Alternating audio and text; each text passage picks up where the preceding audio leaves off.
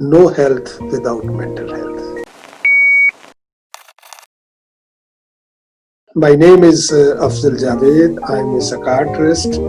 I was trained in Pakistan and then I came to this country and had my post-graduation as well as my further experience. One thing which I always mention that coming from a country like Pakistan where general health facilities are very, very limited, this is like mental health have never achieved or seen a big necessity in terms of the health and social care.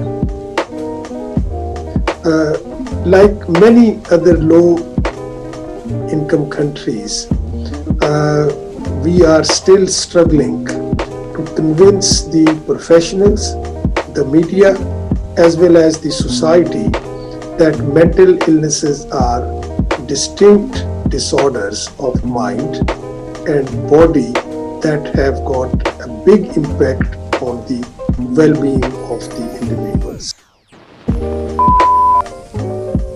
Having some thoughts about possessions, jinns and all devils, and that actually creates more stigma because many people who are actually suffering and presenting with mental health problems are considered as that they are doing these things deliberately.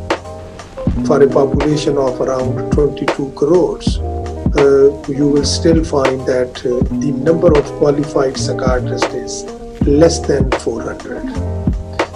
But having said this, there has been a lot of improvement in terms of recognition, awareness, and more importantly, understanding that those people who suffer from mental health problems need some special handling and some special treatment. So what do you think are the biggest challenges in minority mental health at the moment?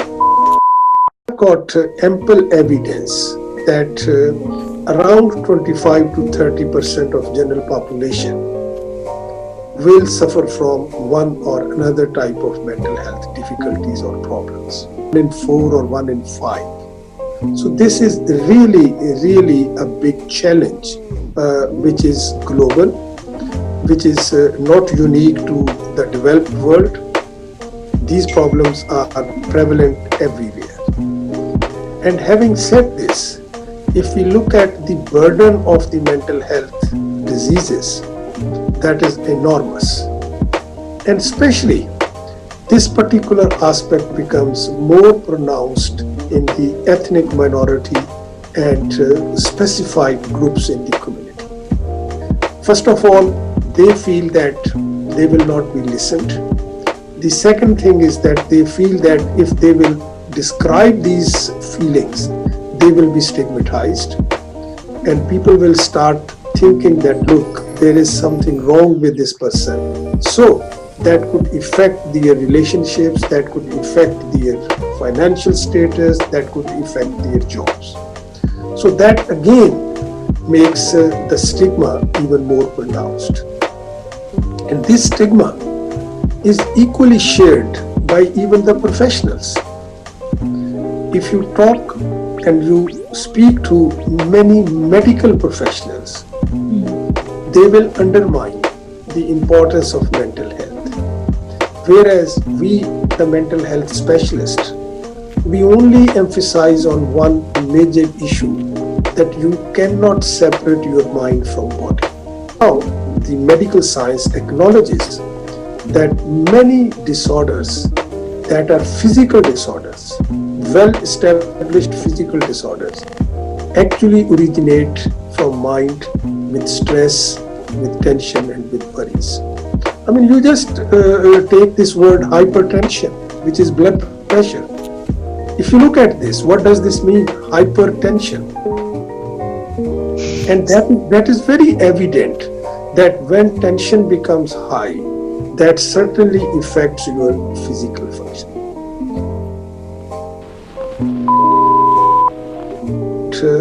Characteristics that really make that treatment more popular. If you do not accept if you are unable to afford, if you are unable to access, obviously all these factors will actually make you not to go to the right and the appropriate place. And there has been plenty of evidence that some types of mental health problems are more prevalent amongst some special ethnic groups. For example, there has been reports that major psychiatric illnesses like schizophrenia or psychosis may be more prevalent among African communities. Anxiety and depression may be more prevalent in people coming from South Asia. I honestly fear that the psychological impacts of COVID-19 will stay for a longer time. And at this moment, everyone is more concerned about the physical aspects. I'm glad that in UK there has been some mention about the impact of the mental health. I, as a mental health professional, I'm really worried that this will be a sort of another epidemic and we may not be able to be ready to face it.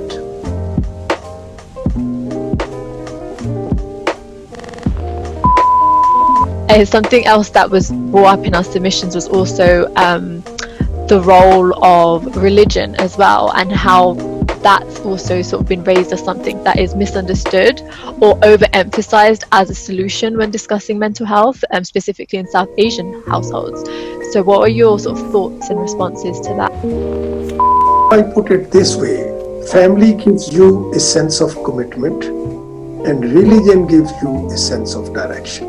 When we talk about the ethnic minority people or those communities where religion is like a sort of a strong element, then when you are unable to reach this particular institution in a positive way, that will create more guilt, that may lead to shame, and that may lead to further frustrations. Is there any religion in the world that would say that do not respect the people in the society? But are we following the religion within these perspectives? Unfortunately not. And then the religion gets blamed. Not we get blamed. The religion gets under sort of criticism that if some crime happens, some terrible crime happens, you usually start saying, oh, that person must be a sort of suffering from a mental illness. Are all murderers suffering from mental illnesses? No. So this is a sort of a propagation of our media, of our own psyche, that is reflected that every dangerous person is considered as suffering from a mental illness. Whereas it is not the case. The murders are taking place more by non-psychiatric patients.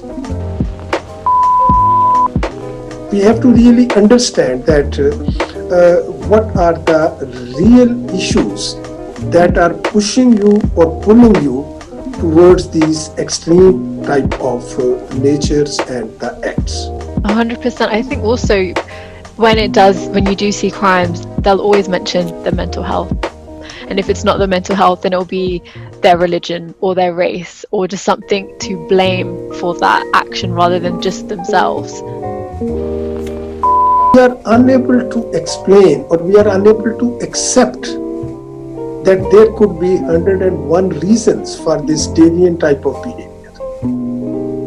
And we want to listen to some sensational news.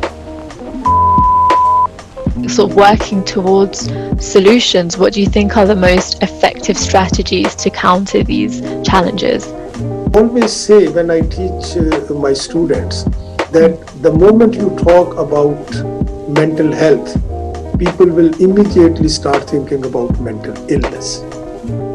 Whereas positive mental health, well-being is also a part of mental health. And we need to acknowledge that mental health problems are just problems like physical health problems. And if somebody is able to be open and say that, look, I'm having some mental health problems, we should not discourage that person. We should not stigmatize that person.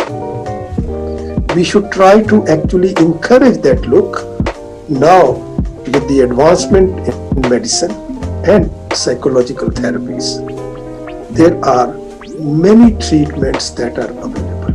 Obviously, over the recent years, there has been a lot more awareness. There's definitely been a lot more information out there that's more accessible to people. And do you feel like it is actually working and that it's having an effect on destigmatizing mental health? Of course, there has been a significant improvement in treating, managing the ethnic minority people who suffer from mental illnesses. But there is still a long way to go and to experience that they really get what they need to get.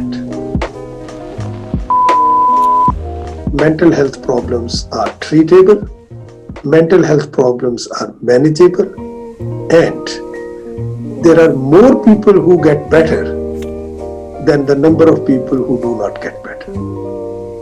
So there is a positive message, and I would really like to end with this message. Let's hope sanity prevails.